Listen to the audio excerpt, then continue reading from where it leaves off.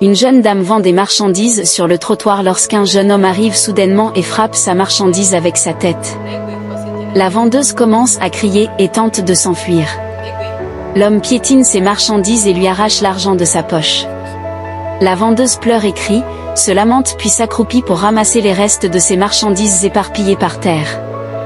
À ce moment-là, une autre dame arrive à sa rescousse et lui demande « Madame, que se passe-t-il » La nouvelle venue s'accroupit pour aider la vendeuse à ramasser ses affaires tout en la consolant. Elle pose son sac à main à côté d'elle par terre, lequel contient une grosse somme d'argent.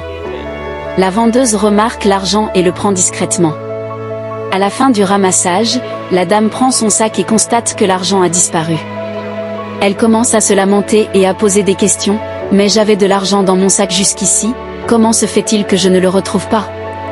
La vendeuse se lève et commence à accuser la dame qui l'a aidée, en disant « Tu n'as rien, arrête de mentir. Que fais-tu avec tout cet argent ? Moi, je m'en vais, pleure ici pour ton argent perdu. » La vendeuse s'apprête à partir quand la jeune dame remarque un objet volumineux dans la poche de la vendeuse.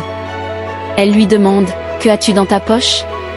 La vendeuse répond « Rien, c'est juste un objet. » La jeune dame insiste pour voir ce qu'il y a dans la poche et découvre son argent. Elle dit « Tu m'as volé, je vais te gifler, tu ne l'oublieras jamais. » La vendeuse commence à la supplier « Laisse-moi partir, sinon je vais te gifler.